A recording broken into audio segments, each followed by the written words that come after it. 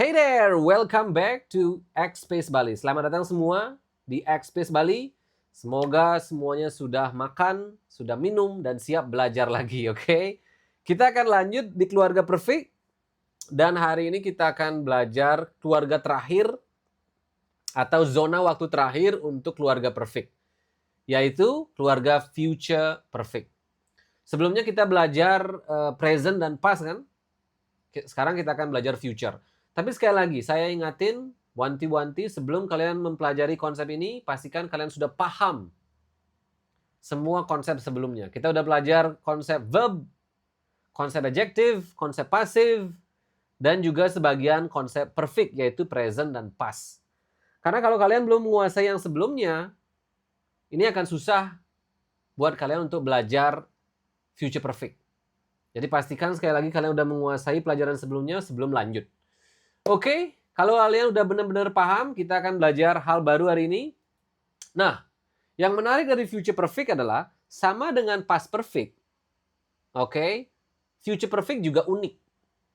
Kalau di past perfect, tentu kalian ingat kan, bahwa harus ada dua kegiatan, ya kan, yang terjadi, di mana satu kegiatan terjadi sebelum kegiatan lain terjadi di masa lampau, ya kan? Tapi di future perfect bukan sebelumnya, tapi berbarengan atau ketika. Lagi-lagi tentu ada pengecualian, tapi untuk sekarang biar kalian kenalan aja dulu dengan future perfect, pahami bahwa future perfect merupakan kegiatan yang akan sudah terjadi di masa depan ketika hal lain terjadi di masa depan. Nah, pusing kan? Jadi ini memang sebuah konsep yang banyak murid saya bingung. Karena dalam bahasa Indonesia kita sangat jarang menggunakan konsep ini. Oke. Tapi sekali lagi ini merupakan konsep yang sering muncul di ujian. Jadi kalian harus tahu aja. Oke, jadi pahami aja bahwa future perfect sama dengan past perfect harus ada dua kegiatan. Kalau di past perfect kita menggunakan before lalu diikuti oleh keluarga past. Tapi di future perfect kita menggunakan when, lalu diikuti oleh keluarga present. Gitu aja. Ingetin aja itu. Kalau memaknainya terlalu susah dan ribet buat kalian, ingetin aja rumusnya. Oke, jadi sekali lagi kalau di past perfect kita menggunakan had verb 3, lalu before, lalu diikuti oleh keluarga past kan, bisa past tense, past adjective, bisa past passive. Tapi kalau di future perfect, kita menggunakan will have verb 3, lalu menggunakan when, lalu diikuti oleh keluarga present. Bisa present tense, bisa present passive, bisa present adjective juga bisa. Oke, jadi sekali lagi kita udah belajar hal-hal yang ribet. Jadi kalau kalian belum kuat dasarnya di level 1 sampai 4, kalian akan pusing di sini. Jadi kalian harus sudah benar-benar menguasai keluarga present verb, present adjective, dan present passive sebelum bisa menguasai keluarga future perfect. Oke, jadi sekali lagi formulanya lah will have tambah verb 3. Jadi kata bantunya lah will have. Oke, will have. Ini merupakan kata bantu yang terdiri dari dua kata. Sebelumnya kita pernah belajar kata bantu seperti ini kan, yang terdiri dari dua kata yaitu will be. Ingat nggak? Will be itu untuk future to be. Ya kan, kita belajar itu di keluarga adjective dan pasif. Kita memerlukan will be. Nah, sekarang di future perfect, kita juga membutuhkan kata bantu yang terdiri dari dua kata, yaitu will have. Oke, jadi konsepnya will have, tambah verb 3, lalu tambah when, lalu tambah keluarga present. Oke, memang ini complicated. Lalu apa gunanya saya mempelajari hal yang complicated? Nah, gunanya adalah untuk ketika kalian ujian. Ketika ujian multiple choice, pilihan ganda, itu biasanya konsep-konsep yang susah seperti ini muncul. Oke, jadi kalau kalian nggak tahu formulanya seperti apa, ya tentu kalian nggak bisa jawab. Itu yang pertama. Lalu yang kedua, konsep-konsep seperti ini yang susah, kalau kalian bisa gunakan ketika speaking, pas di IELTS misalnya, atau writing, pas IELTS atau TOEFL IBT, skor kalian tentu akan semakin bagus. Karena di kriteria writing untuk IELTS dan TOEFL, itu ada seksi yang namanya grammatical range.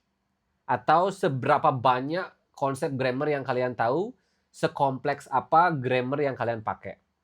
Jadi ingat ya, belajar konsep yang susah itu sangat-sangat membantu kalian ketika kalian memang ada rencana untuk meningkatkan kemampuan writing dan speaking. Oke? Jadi sekarang saran saya jeda dulu videonya dan benar-benar pahami konsepnya. Will have, tambah verb 3, lalu tambah when, lalu tambah keluarga present. Jadi itu, syukurnya adalah semua subjek menggunakan will have. Jadi semuanya will have. Jadi I will have, you will have, she will have, they will have. Latih dulu itu biar lidah kalian terbiasa.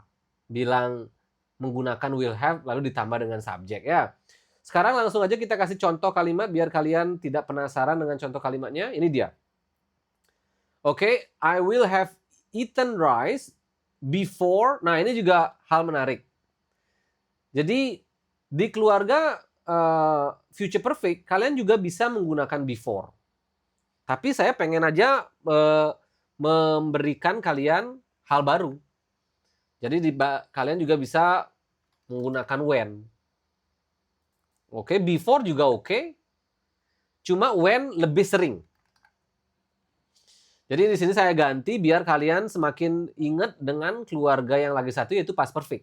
Di keluarga past perfect penggunaan before lebih sering, walaupun juga bisa menggunakan kata-kata yang lain. Sama juga di keluarga future perfect, kata when, kata penghubung when yang paling sering dipakai. Walaupun bisa juga kita menggunakan kata-kata penghubung lain. Dan by the way, kita akan mempelajari kata-kata penghubung lain di keluarga perfect lain kali. Biar kalian tidak overwhelmed atau biar kalian tidak pusing dulu sekarang. Sekarang ingat aja kalau di keluarga past perfect gunakan before, kalau di keluarga future perfect gunakan when, oke? Kita lanjut, I will have eaten rice when I go to school tomorrow. Jadi ingat kan, di sini merupakan keluarga future perfect, I will have eaten rice. Setelah when lalu diikuti oleh keluarga, ini keluarga present tense. I go to school tomorrow. She will have drunk water when she studies. Lagi-lagi present perfect. Lalu ini kalimat present tense atau present verb. Oke? Tapi kalian harus ngeh bahwa ini keterangan waktunya bisa future. Karena sesuai namanya kan, future perfect kan. Jadi kalian bisa menggunakan keterangan waktu future. Walaupun setelah when kalian menggunakan keluarga present. Oke, jadi semakin complicated. Tapi kalau kalian kokoh fondasinya, pasti akan paham. Dan sekali lagi kalau ada yang ragu, tanya aja ya. Komen aja di bawah, kita akan bantu. We will have watch TV when we sleep tomorrow. Sama juga future perfect, diikuti oleh keluarga present tense atau present verb. They will have bought food when they eat tomorrow. Sama juga di mana future perfect diikuti oleh keluarga present verb.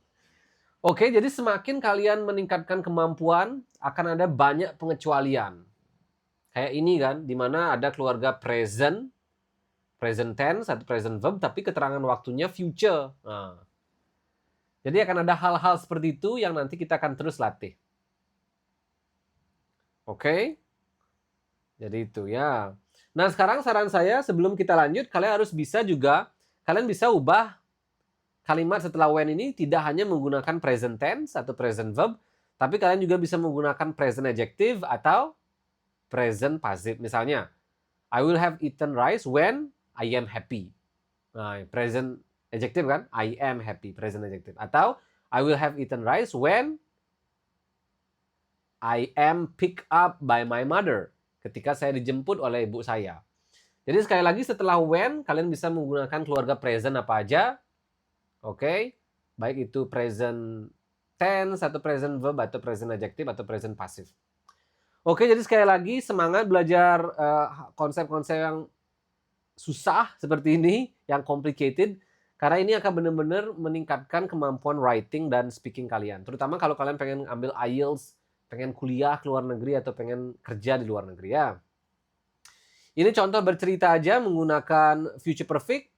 I will have eaten rice before I go to school tomorrow. Ini tentu kalian bisa baca sendiri, kalian udah bisa sekarang. Karena udah di level 5.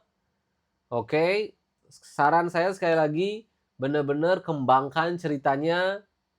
gunakan semua konsep yang kalian sudah pelajari. Kalau ada yang ragu, balik dulu ke level selanjutnya ya. Nah, ini juga sesuatu yang kalian pasti udah bisa jawab. Ini by the way saya baca aja lah sambil latihan speaking buat kalian yang belum latihan. I will have eaten rice before I will go to school tomorrow. She will have drunk water before she studies tonight. We will have watch TV before we sleep tomorrow. They will have bought food before they eat tomorrow. Oke, lalu jawab ini ya.